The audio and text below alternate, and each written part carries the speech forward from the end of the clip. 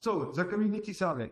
Okay, so a very brief introduction for those who don't know yet much about the CFHT, but so CFHT has 3 agencies, so NRC, CNRS, and UH. And we have a few partners right now, so Asia from Taiwan, and NAOC from China. And so 3.6 meter telescope, 100% service mode can be used, is used in remote from Waimea. And we have currently 5 instruments, and this has been shown to be a very predictive telescope and a very large dome that can be of interest for the future. So the 5 instruments is MegaCam, as you all know, so CETEL, WIRCam, Espado, and Spiro. So I don't describe the set of instruments, but which has been very predictive, as you have seen in the talk earlier today, how predictive those different instruments can provide very state-of-the-art science up to now. So with MegaCam, a long history, about 1,600 papers and more, a set of broadband and narrowbands. Now with an optimal detection for low surface brightness study, it has been used for unions and with a lot of night dedicated for that. It's still the world best instrument for in the U-band, which is really the uniqueness of the MegaCam. And Monacea is really exceptional in terms of image quality, so you can get images up to 0.6 and when good conditions are requested, you can get very spectacular images.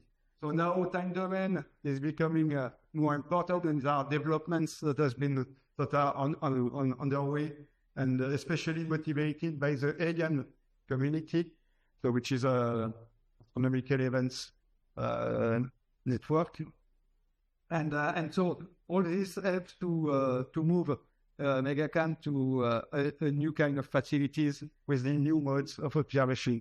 You have this underway Venao Kero, which will allow, as you discussed this morning, to have Spiro and Espado together at once to work simultaneously. So that will be a fantastic machine for radial velocity, spectropolarimeter from optical to near infrared. So those are also pretty unique facilities for the coming years at CFHT. The way CFHT has been operated for a long time, it has been in PI time requested, and then since 2003, we moved to a fraction of time dedicated to large program, and then we have this CFHT-LS legacy surveys, so very large program, and so just in a nutshell, you have basically the publication per night that you get from the PI program is about 0.3, and when we move to LPs, it's increased to 0.75, and when we move to CFHT-LS, you get up to 1.5 paper per night. So you see that there is an impact which is growing when you dedicate the telescope to significant projects. Even if this component, even if inside the CFHT-LS, you have different components of observation.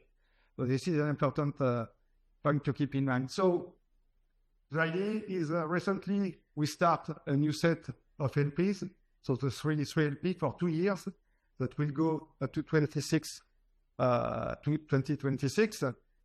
And so what next? So the SAC recently decided to move for a new kind of CFHT-LS, so a big community service that will be devoted for the next for the last 5 years before what we call the lease renewal of the lease, so which is about 2033.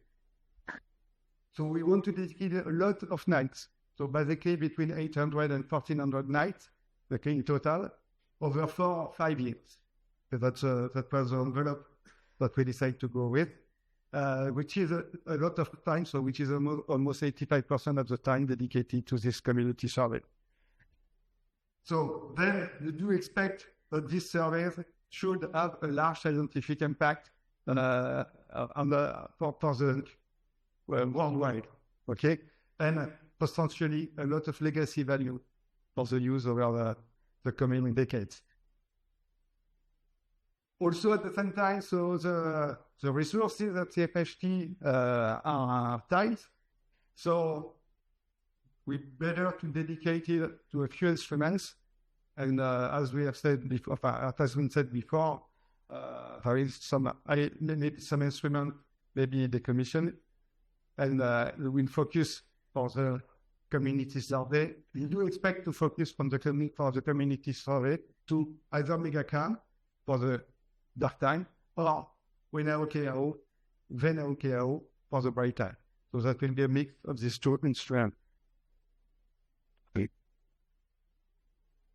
So I will not go back to that. There are many proposals that can come up with megacam from human follow-up, broadband to prepare target selection for massive spectroscopic surveys, time domain and follow-up, broad and medium band for photometric predictive. As you know, this is crucial for the cosmology.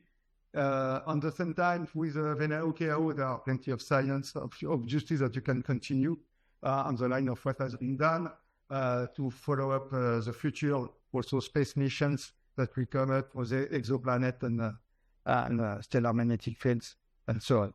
So there are really plenty of topics that are still highly competitive with the instruments that we have to be used for the coming decade or 5 years. And so the 2 sessions that we will have, the 3 sessions in total that we will have devoted to the community survey, the idea is to show the different science cases that can be addressed by this community survey after the last LPs. So that's the idea of the 2 first sessions. So the first session will be essentially dedicated to megacam, and then the second session, a mix of megacam and Spiro and Espadon. And the last one will be a kind of summary for the last day of what the different science program we can do, and also to involve the community to talk about how we should proceed to develop these community surveys. So the idea, so the process was initiated in 2024 during the fall, where we start a letter of intent. So we submit a letter of intent to the community. So we had different answers to the program, to this call. And so that's why during this meeting, we decided that we should come up with a list of the different contributors that could be involved in this community survey. And the idea is really to have discussion during these 3 days before we have the SAC. The SAC is coming just after the users meeting, so the next 2 days at the end of the week. And we should start to have a plan of how we want to organize this community survey. So the next step is, it was just a letter of intent that we have submitted. So the next step is to have a call for a community survey contribution. This should happen maybe during the summer or beginning in September 2025, so this year. So we give a given amount, a fraction of time to get this contribution. Then at the same time, we want to form a steering group that will be put in place, we hope, during this summer as well, or early in the fall. And the idea of this steering group will be really to make the design of the community surveys with the multiple science goals that we can fit inside. So really the point is we want a community survey design that is as much as possible inclusive in terms of the different science that can be done for 5 years long, and rather than really competitive one fighting each proposal against each other. This global community survey should be reviewed by an external review committee to stamp that this is the way we should go for the next 5 years with the big science community survey. The plan is to start this community survey around end of the 2027, beginning of 2028. So we don't have so much time we don't have a lot of time to put this in place. So that's the urgent to start right now. This is a process. So that's all. So as I said, we need your input to think about how we should organize it, what should be the steering group, what it will be used for, everything that you have in mind from your own experience in different surveys, in different communities. So bring it to us with a different SAC member, and so we can share all the ideas at the end of the week during the SAC meeting. So I stop here. I've been too long, sorry. 10 minutes, not 10 minutes. That's okay. So now we share the session with a different talk, and we will start with Will Percivas. Yes, from Waterloo. He will talk about the dark energy surveys. You want? I don't know the right thing. You might be interested. I don't want to. I'm still. Send myself Stefan Arnouts, so it's not Stefan Arnouts. You want to take any questions for your talk? No, I think I don't take questions right now because this will be a process for the next 2 days.